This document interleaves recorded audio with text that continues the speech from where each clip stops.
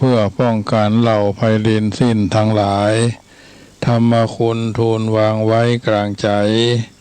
เพื่อช่วยให้หูทั่วถึงชั่วดี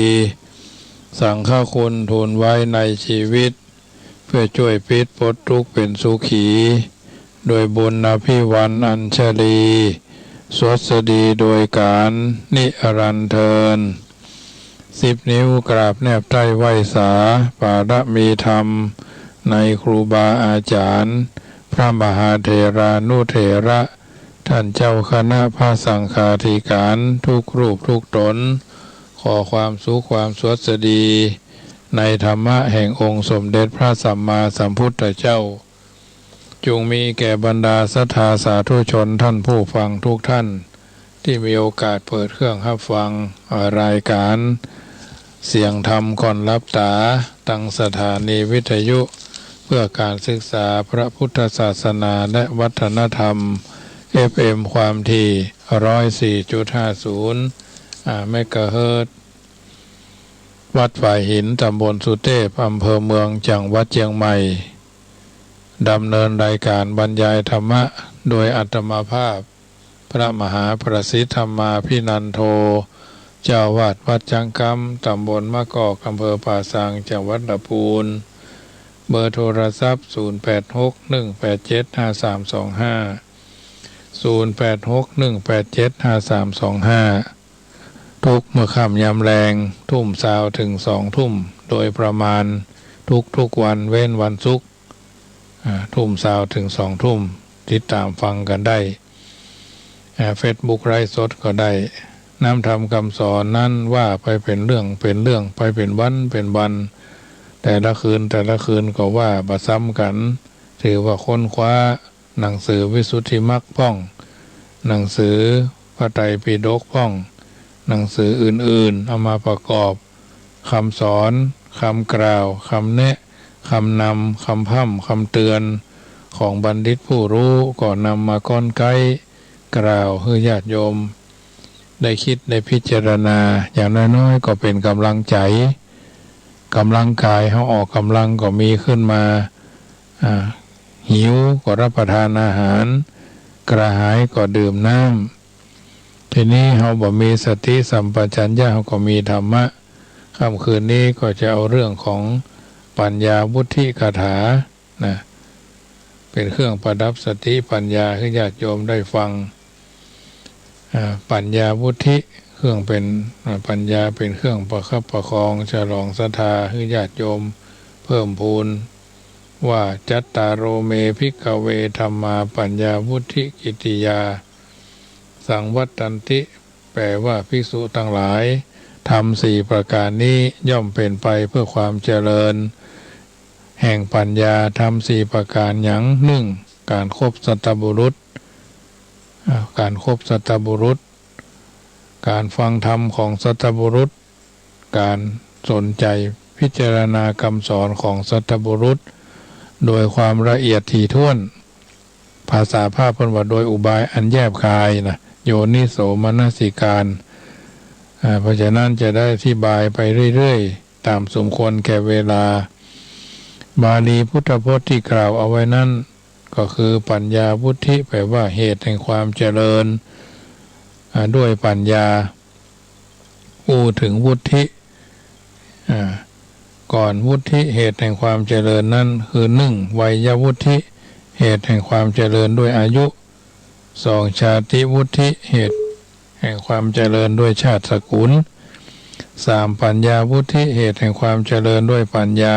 4ปะคุณวุฒิเหตุแห่งความเจริญด้วยคุณงามความดีในเหตุแห่งความเจริญ4อย่างเนี้ยญาติโยมท่านผู้ฟังวัยวุฒิเหตุแห่งความเจริญด้วยอายุชาติวุฒิเหตุแห่งความเจริญด้วยชาติสกุล2 ประการเนี้ยเป็นสิ่งที่เกิดมีได้ตามธรรมดาอย่างเช่นวัยวุฒิเมื่อคนเราเกิดมาเมินผ่านร้อนผ่านหนาวผ่านฝนพ่ออุ้ยแม่อุ้ยพ่อหลวงแม่หลวงพ่อของลูกทั้งหลายเนาะก็เดียวก็ค่อยๆเจริญเป็นหนุ่มเป็นสาวเจริญด้วยความแก่เจริญด้วยความเฒ่าเจริญด้วยความชราแก่ชรา ชาติสกุลก็ทำนองเดียวกันคนเราเกิดในชาติในสกุลไหนก็กลายเป็นคนในชาตินั้นสกุลนั้นไปเองเรื่องของวัยวุฒิและชาติวุฒิจึงไม่ใช่เรื่องแปลกพิเศษหรือแปลกพิสดารประการใดเป็นเรื่องที่ทุกคนมีเป็นเรื่องที่ทุกคนเป็นอยู่แล้วถึงบ่อยากมีมันก็มีถึงบ่อยากได้มันก็ได้ถึงบ่อยากเป็นมันก็ต้องเป็นเช่นเรื่องความแก่ความเฒ่าชราภาพเอาบ่อยากมีนะเอาบ่อยากมีมันก็มีนะเอาบ่อยากมีบ่อยากเป็นมันก็เป็นนี่ไม่มีเอาปฏิเสธบ่ได้ก็จะต้องมีเอาบ่อยากจะเกิดในสิ่งในสิ่งต่างๆเหล่านั้นเอาก็บ่อยากจะเป็นคนทุกข์คนจนมันเป็นเจ้าให้เจ้านาแต่เอาไปเกิดแล้วมันเป็นไปแล้วจึงเป็นส่วนที่ห้ามบ่ได้ส่วนปัญญาวุฒิและคุณวุฒิเหตุแห่งความเจริญด้วยปัญญาความรู้แจ้งเห็นจริงแล้วก็เหตุแห่งความเจริญด้วยคุณงามความดีสองอย่างนี้เป็นเรื่องที่เกิดมีขึ้นเองบ่ได้ต้องอาศัยการประกอบคือการศึกษาการอบรมการริเริ่มจะเป็นคนทำกับข้าวได้ก็ต้องรู้ว่าอาหารนั้นปรุงอาหารได้จะเป็นครูได้ก็ต้องไปเรียนจะเป็นผู้ทำกับข้าวได้ก็ต้องไปเรียนโภชนาการเนาะการริเริ่มจะเป็นศาลาได้ก็ต้องเริ่มต้นตั้งแต่เม็ดทั้งนิ้วเซนเป็นมิลเป็นลาอย่างไปตามลำดับ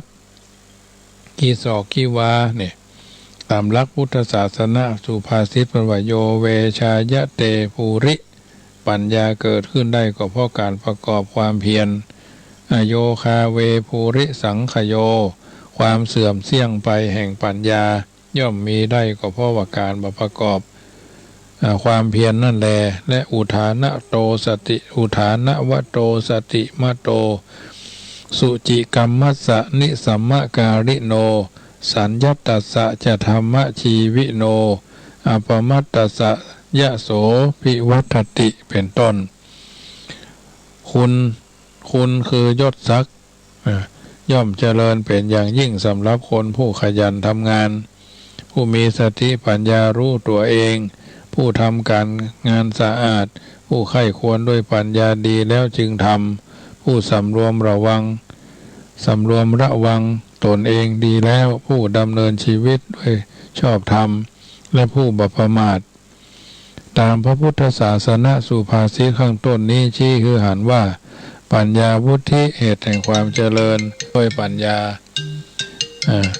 และคุณวุฒิคือความรู้เหตุแห่งความเจริญด้วยความดีโมทนาโยมแม่เรนูก้อนแก้วเนาะโทรกันเข้ามาทักทายกันเข้ามาเนอะย่อมเกิดจากการประกอบย่อมเกิดจากการศึกษาย่อมเกิดจากการอบรมริเริ่มต่างๆย่อมเกิดจากเหตุปัจจัยแรงหนุนกระตุ้นแรงจูงใจจากภายในและภายนอกแถมมากมายรวมแล้วเหตุแห่งความเจริญด้วยปัญญาและเหตุแห่งความเจริญด้วยคุณความดีไม่ใช่เป็นเรื่องสำเร็จง่ายๆด้วยสาเหตุเพียงความนึกฝันดังนั้นท่านสาธุชนผู้มุ่งปฏิบัติตามหลักคำสอนของพระพุทธเจ้าจึ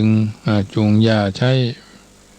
วิธีนึกคิดคือปัญญาและคุณงามความดีเกิดขึ้นเองโดยที่เราไม่ต้องลงทุนลงแรงเกิดสร้างสรรค์ให้เกิดเพราะฉะนั้นหัวข้อธรรม4ประการจึงเป็นเหตุแห่งความเจริญด้วยปัญญาก็คือสัพพุริสังเสโวการคบสัตตบุรุษสัทธรรมัสสวนัง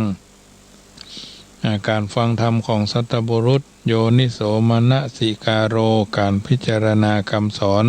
ของสัตตบุรุษโดยอุบายอันละเอียดธรรมานุธรรมปฏิปติการปฏิบัติธรรม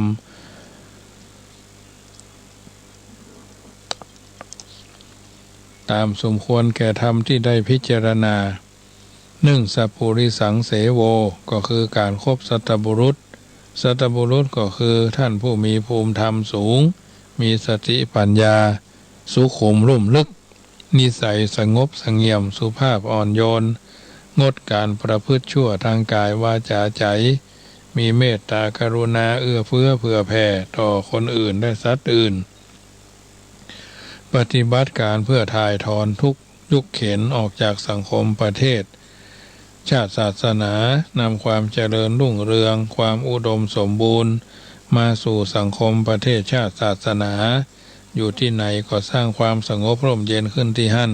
นี่ก็คือเอกลักษณ์ของสัตบุรุษ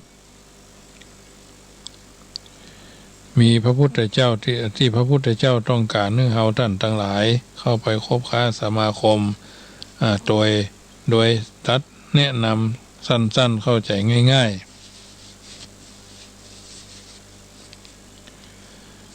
อย่างคือว่าตาทิสังพระชมานัสสะสายโยโหตินปาปิโยนะคบคนเช่นนั้นก็ต้องมีแต่ทางดีไม่มีทางเสียนะตาทิสังพระชมานัสสะสายโยโหตินปาปิโยเป็นต้นเป็นสิ่งที่เฮาท่านทั้งหลายจำเป็นจะต้องทำความเข้าใจถึงสังคมปัจจุบันคนเฮาจะต้องคบหาสมาคมกันโดยแบ่งเป็น3ประเภท1ประเภทเร็วกว่าตัวเก่า2ประเภทเสมอกับตัวเก่าและ3ประเภทดีกว่าตัวเก่าบุคคลประเภทที่เร็วกว่าตัวเก่านั่นก็หมายถึงคนที่มีการประพฤติปฏิบัติดำรงชีวิตวิชาความรู้สติปัญญาความเฉลียวฉลาดขนบธรรมเนียมประเพณีศีลธรรมวัฒนธรรมต่ำกว่าเฮาเร็วกว่าเฮาสู้เฮาบ่ได้บุคคลประเภทนี้ก็เป็นเพื่อนของเฮาได้เหมือนกันคือเป็นเพื่อนเกิดแก่เจ็บตายตามคำสอนในทางพระพุทธศาสนาแม้บุคคลประเภทดังกล่าวท่านก็บ่ได้สอนว่าเฮาคบกันบ่ได้แต่ว่าต้องเปลี่ยนนโยบายหรือเป้าหมายแห่งการคบเป็นแถมแบบหนึ่งเท่านั้นคือบ่ใจว่าคบจนกระทั่งว่าหลงอาการประพฤติเร็วๆของเขามาใจเอาความประพฤติเร็วๆของเขามาใจบ่ใจคบจนกระทั่งหลงเอาขนบธรรมเนียมประเพณีศีลธรรมวัฒนธรรมเร็วๆของเขามาใจคบเพื่อเอาวิชาความรู้อันเหลวไหลไร้สาระของเขามาใจไม่ใจคบเพื่อเอาแนวทางดำเนินชีวิตแบบเสื่อมโทรมล้าหลังของเขามาใจการคบกับคนเลวกว่าตัวนั่นคือยึดพระพุทธจริยาคือการประพฤติปฏิบัติแบบพระพุทธเจ้าพระพุทธเจ้านั้นทรงคบหาสมาคมกับทุกคนทุกประเภททั้งเจ้าฟ้ามหากษัตริย์พามนาจารย์คฤหบดีเดียรถีนิครนแพทย์สูตรเจ้าให้เจ้านาคนขอทานโจรผู้ร้ายทรงคบกับเดียรถีนิครนเพื่อช่วยให้เดียรถีนิครนเลิกละจากลัทธิเก่าเลิกลัทธิเลวไหลไร้สาระทรงคบกับองคุลิมานโจรก็เพื่อป้องกันเมื่อองคุลิมานกระทำมาตุฆาตฆ่าแม่ของตัวเป็นต้นปัญหาจึงอยู่ที่ว่าสาธุชนคนเฮาทั้งหลายพร้อมที่จะคบกับคนเลวกว่าตนได้หรือยังเท่านั้นและเมื่อคบกันแล้วก็ต้องพิจารณาโดยรอบคอบกว่าว่าคบเขาได้แค่ไหนเพียงไรการพิจารณาก่อนเช่นนี้ย่อมป้องกันตนเองบ่ให้ถลำลงไปในห้วงเหวแห่งความหายนะการคบกับบุคคลประเภทเสมอกับตัวนั้นถือว่าเป็นเรื่องเสมอตัวถึงบ่ได้อะหยังแต่ก็บ่ต้องเสียอะหยังเป็นการคบหาสมาคมกับกันระหว่างเพื่อนมนุษย์ซึ่งเป็นเรื่องสำคัญและจำเป็นมากเพราะเฮาท่านทุกคนยังต้องมีชีวิตอยู่กับสังคมดำเนินชีวิตอยู่ในสังคมและมีที่สำคัญที่สุดก็คือยังจำเป็นต้องพึ่งพาอาศัยสังคมจำเป็นต้องคบหาสมาคมกับคนหลายฝ่ายหลายประเภทหลายวงการหลายระดับชั้นต้องมีเพื่อนร่วมคิดมิตรร่วมใจไว้ปรึกษาหารือร่วมงานช่วยงานประสานงานติดต่องานโบราณจึงกล่าวว่า คนเดียวหัวหายสองคนเปื้อนตายการคบกับผู้เสมอกันกับตนในทุกๆด้านแม้เขาจะบ่อาจช่วยให้สถานภาพต่างๆของเขาดีขึ้นกว่าเดิมแต่เขาก็บ่แนะนำชักจูงให้ไปในทางหายนะเป็นการอนุรักษ์สิ่งที่มีอยู่ในให้คงอยู่ในสภาพเดิมและช่วยเสริมให้มั่นคงยิ่งขึ้นแต่มนุษย์เราทุกรูปทุกนามต่างก็ดิ้นรนแสวงหาความเจริญก้าวหน้าให้กับตัวทั้งในด้านศีลธรรมวัฒนธรรมทั้งในด้านวิชาความรู้ทั้งในด้านการดำเนินชีวิตให้ดีขึ้นกว่าเท่าที่เป็นอยู่พระพุทธเจ้าจึงตรัสสอนให้คบกับคนผู้มีภูมิธรรมที่สูงกว่าตนผู้มีสติปัญญาเฉียบแหลมรอบคอบกว่าตนรู้จักบาปบุญคุณโทษประโยชน์และไม่ใช่ประโยชน์ดีชั่วผิดถูกได้ทะลุปรุโปร่งละเอียดละออกว่าตนควรละทิฏฐิมานะกว่าตนที่ว่าตนนั้นมีความเก่งมีสติปัญญาความสามารถพอแล้วจึงสละอุปทานเก่าๆซ้ำๆซากๆแบบจำเจนี่เสียแล้วก็เข้าคบหาสมาคมกับสัตบุรุษดังกล่าวชีวิตของเฮาท่านจักดีขึ้นในทุกด้านโดยพร้อมกันแน่นอนอันนี้คือข้อที่หนึ่งคือสัพพุริสังเสโวนะสองสัทธรรมัสสวนังการฟังธรรมของสัตบุรุษมีความหมายว่าสัตบุรุษผู้บริบูรณ์ด้วยสติสัมปชัญญะปัญญานักในเหตุในผลประกอบด้วยอกุศลจิตมุ่งบำเพ็ญประโยชน์ให้แก่สังคมโดยส่วนเดียวเมื่อมีคนคบหาสมาคมโดยย่อมแนะนำให้แต่ในทางที่ตนถนัดรู้ชัดแล้วนั่นก็คือการสอนคือบุคคลผู้คบหาสมาคมกับตนคือหู้เหตุหู้ผลหู้ตนหู้ประมาณหู้การหู้เวลาหู้บริษัทหู้บุคคลหู้ฐานะฐานะหู้การรับผิดชอบย่อมได้รับอานิสงส์จากการรู้นั่นดังนี้รู้เหตุรู้ผลทำให้ตนบริหารงานทุกชนิดได้อย่างมีประสิทธิภาพหู้ตนก็ทำให้ตนเองเป็นที่เคารพรักของคนอื่นหู้ประมาณก็ทำให้เกิดความพอดี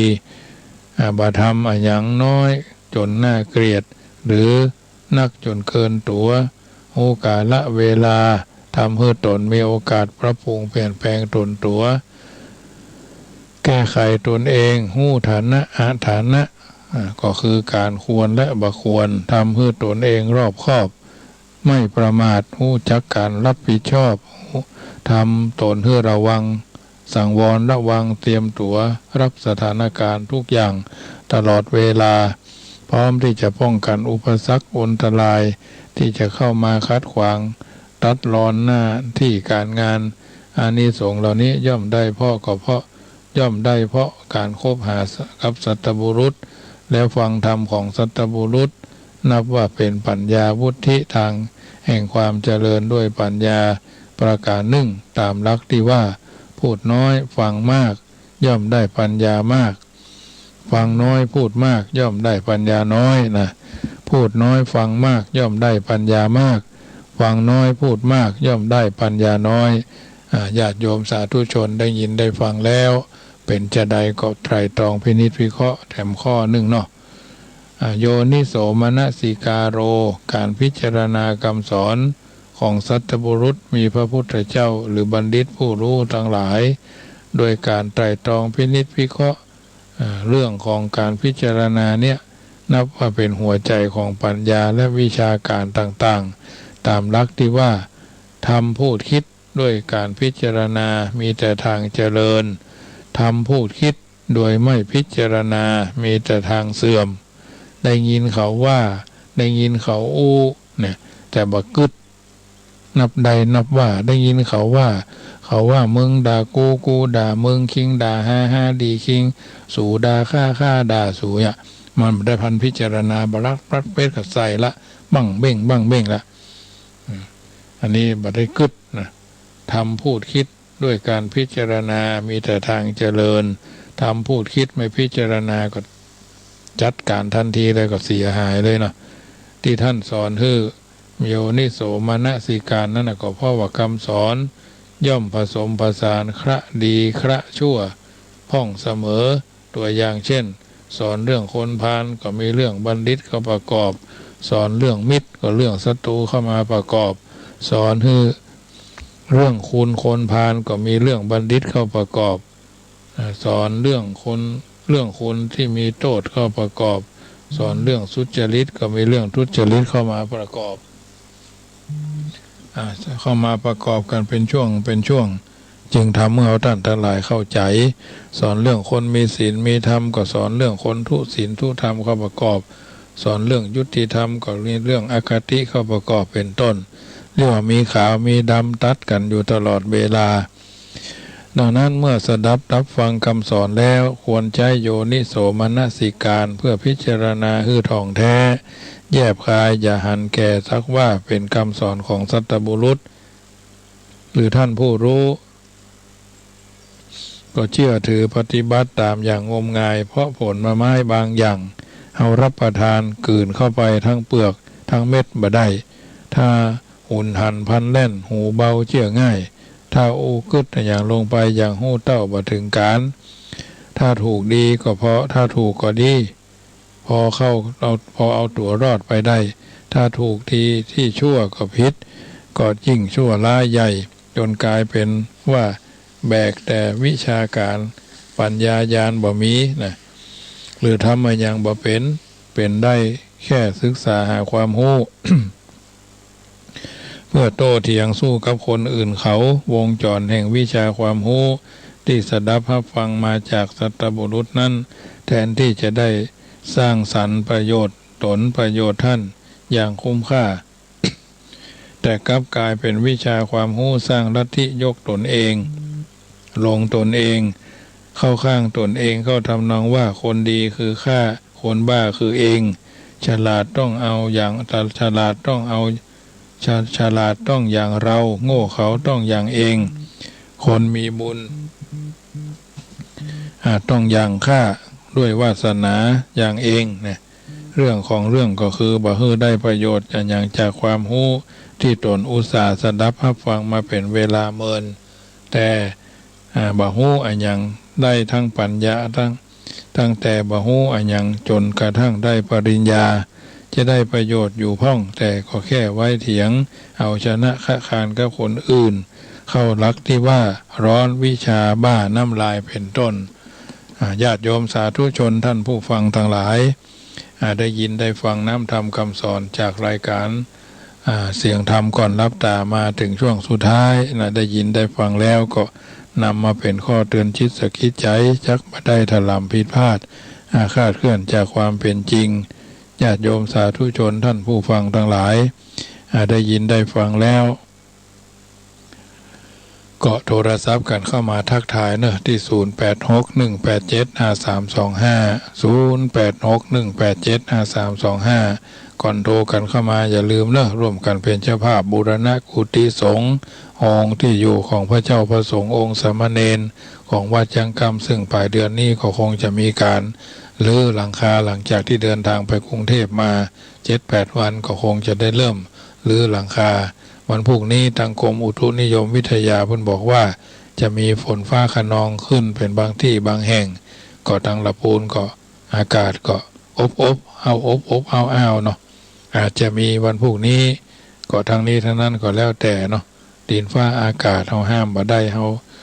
ไปบังคับมันบ่ได้บางคนบางท่านก็ได้มีโอกาสได้ร่วมทำบุญทางวัดจังกรรมมาด้วยดีตลอดและแถมอย่างหนึ่งเมื่อ 2-3 วันที่ผ่านมานี้ญาติโยมทางเชียงใหม่ท่านหนึ่งพี่น้องทางเวียงป่าเป้าที่หนึ่งเพิ่นโทรศัพท์มาถามเกี่ยวกับการเดินทางไปลำปางเนาะไปลำปางของศรัทธากลุ่มขึ้นสีขาวซึ่งมีวัดปักทางเจริญเป็นต้นเป็นประธานนั่นอาตมาภาพมาได้ไปเนอะมาได้ร่วมกับเพิ่นก็ถือว่าอนุโมทนาในกุศลและเจตนาพี่น้องที่เป็นขึ้นสีขาวก็อาจจะฟังอยู่แต่เพิ่นมาได้โทรฟังทางเฟซทางอย่างอยู่ก็ขึ้น104นี่ ทุกคนทุกท่านขอให้ตั้งกัลยาณจิตว่าบกระทบบกระทั่งบกระแทกแดกดันคนนั้นคนนี้ได้ไปก็คือว่าได้ไปบ่ได้ไปก็คือว่าบ่ได้ไปการเผยแผ่น้ำธรรมคำสอนถ้าเฮายกระดับจิตเฮาอยู่สูงขึ้นกว่าเดิมเพิ่นว่าชำระใจคือใสๆนั่นน่ะน้ำเพชรที่ว่าใสๆยังสู้น้ำใจที่บริสุทธิ์จักดีกว่าการร่วมการเผยแผ่น้ำธรรมคำสอนพระเจ้าพระสงฆ์ก็ถือว่าทำหน้าที่ของแต่ละรูปแต่ละตนให้ดีเอาดีเท่านั้นไม่ต้องเด่นไม่ต้องดังนะเพราะฉะนั้นเพิ่นโทรศัพท์มาถามก็บอกไปว่าบ่ได้ไปเนาะอาตมาภาพบ่ได้จัดรายการพี่น้องเบียงป่าเป้าโทรมาคนนึงว่าท่านอาจารย์จะไปลำปางก็เพิ่นก็วัดตุ่งโป่งอย่างนี้นะว่าอาตมาภาพบ่ได้ไปเพราะบ่ได้จัดรายการร่วมกับคลื่นสีขาวแล้วอยู่ในคลื่นของพุทธธรรมพี่น้องทางอำเภอเมืองกาบเกี่ยวอำเภอสระพีนี่โทรมาถามแถมว่าเพิ่นจะไปกันที่ลำปางท่านมาหาไปก็ไม่ได้ไปเนาะก็คือว่าไม่ได้จัดร่วมกับเพิ่นเพราะช่วงนั้นก็บ่ว่างแม้กระทั่งการทำบุญวันที่21ที่วัดเจ็ดลินนี่กับมันนะท่านอาจารย์มหาพิษณุก็นิมนต์เหมือนกันว่าไปร่วมงานทำบุญหลวงอันท่านพ่อครูสมบูรณ์กันท่าป่าก็อาจจะฝากไว้เนาะพอจะเดินทางเข้ากรุงเทพวันที่19นี่นะวันใดวันหนึ่งรอตั๋วรถไฟก่อนจะได้ไปทางรถไฟอันนี้แจ้งให้ญาติโยมได้ทราบมีกุศลเจตนาว่าเต็มใจดีใจที่ท่านทั้งหลายได้มีโอกาสไปก็ขอให้มันได้ดีปิ๊กก็ขอให้มันได้ดีอันเด่นอันดังนี่ไม่ต้องไปเอาเนาะแต่แล้วไปพอบ้านเปิ้นเมืองเปิ้นขาวก็ขอให้ขาวแท้ๆขาวถึงนอกคือถึงในจะไปขาวสารเปาบางทีบางครั้งนี่จะไปเอาเปิ้นว่าจะไปเอาหมู่ว่าซึ่งสิ่งต่างๆเหล่านี้ญาติโยมถ้าเขาจะไปปลูกพืชก็ต้องเตรียมดินจะกินก็ต้องเตรียมอาหารนะบางทีบางครั้งถ้าเขายังใส่ชุดขาวเขายังสมาทานศีลอยู่เขายังมีความโลภความโกรธความหลงมากกว่าเดิมนี่บ่สมควรจะไปบอกว่าที่ไหนญาติโยมถ้าไปแล้วบ่เป็นระบบมาเป็นระบบระเบียบแสดงเขามีศีลมีวินัยพระเจ้าพระสงฆ์เขาก็เหมือนกันมีขอบเขตในการเผยแผ่ได้ฮู้ก็ว่าฮู้บ่ฮู้ก็ว่าบ่ฮู้เนาะเบอร์โทรศัพท์อาตมาภาพมีทุกรูปถ้าใครถามตนใดตนหนึ่งโทรศัพท์มาถามได้เพราะมียินดีที่จะให้แนะนำให้ดูได้นะครูบาอาจารย์ทุกรูปที่จัดรายการทั้งคลื่นสีขาวทั้งคลื่น96ทั้งคลื่น104มีเจตนาบริสุทธิ์ทุกครั้งว่าใครได้เบอร์ตัวนั้นใครได้เบอร์ตัวนี้โทรศัพท์หาได้เนอะบ่ได้ปิดบังซ่อนเล่นอำพรางด้วยกรณีใดๆทั้งสิ้นนะเพราะฉะนั้นเต็มใจเพราะว่าเอาน้ำเพชรที่ว่าใสๆเอาน้ำใจที่บริสุทธิ์ใส่กันสบายถือคติมาเสมอว่าไม่ฆ่าลูกน้องไม่ฟ้องเจ้านายไม่ขายเพื่อนเดียวกันกินนะเพราะมันบัดเจริญญาติโยมก็เช่นเดียวกันขอให้ฟังแล้วเป็นนิทัศนะอุทาหรณ์เตือนจิตสกิจใจจะได้สบายใจทั้งรับทั้งตื่นทั้งยืนทั้งเตียวทั้งเกี้ยวทั้งกินเจริญพรแม่น้อยข้าพเจ้าฟังกันอยู่นอเจ้าฟังหอนดีนะเหรอเข้าใจดีนอเจ้าฟังแล้วเข้าใจดีฟังแล้วมีความสุขเจ้าสุขใจอย่างบอกว่าถูกเจ้าฟังเป็นกำลังใจก็เป็นมอบเป็นกำลังใจให้เจ้าแม่น้อยเนอะเจ้าท่าน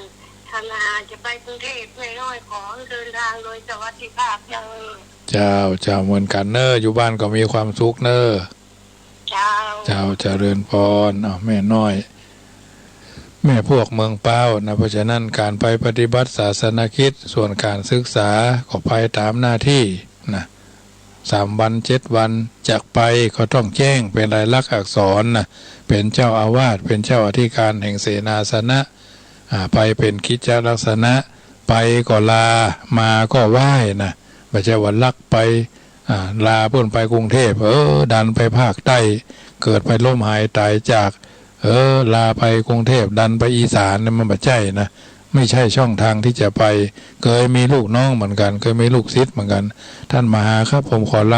อลาไปทำงานทำเป็นห้องว่าทำรายงานอำเภอบ้านโฮงเหรอ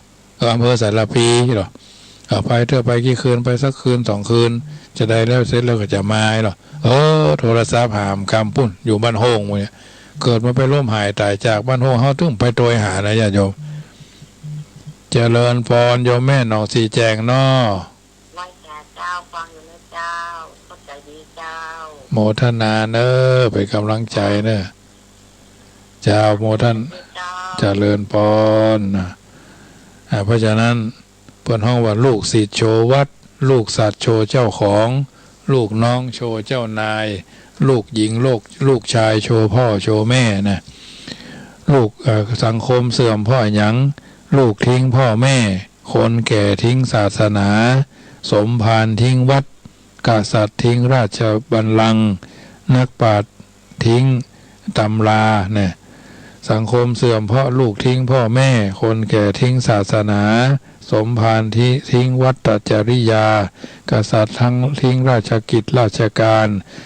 ประชาชนนักปราชญ์ทิ้งตำราบ่เท่าแต่นั้นสังคมครอบครัวหรือสังคมชุมชนจะบ่เจริญก็เพราะหยังเพราะมีคนขี้คุยเพราะมีคนขี้เกียจเพราะมีคนขี้โกงเพราะมีคนขี้อิจฉาตัวนี้ร้ายมากเป็นคนขี้เมาแล้วก็ขี้เล่นเจริญพรเจ้าแม่สีทอนนอเจ้าชัดเจนดีนอเจ้าชัดเจนดีเจ้าฟังมาสิพูดอย่าเจ้าเป็นทั้งเพศเป็นฝนเป็นลมเป็นได้กะมันเป็นเจ้ามันจะมีวันพุกนะแล้วมันขมุกขมัวอยู่ขมุกขมัวพ่องแล้วห่อนเจ็บปานนี้นะก่อนนั้นทั้งเพศก็มีเหมือนกันห้อนเซฟห้อนไหมนะ4-5 โมงมันเริ่มเย็นไหมกะแม่นเจ้าหนาวเนี่ยเจ้าเป็นกำลังใจแม่สีทอนเนอเจ้าเจริญพรโยมแม่สันเข้าแคบกลางนอเจ้าแม่บางอยู่เนอเจ้าโมทนาโตยเป็นเข้าใจดีนอเข้าใจดีแต่แม่ก็บ่ได้ไปจนจะเปิดไปที่ไหนที่พ่อแม่มันได้เลี้ยงหลานน้องมันน่าหลานใหญ่แม่สิได้ไปโดยเกินนะเจ้าเป็นยัง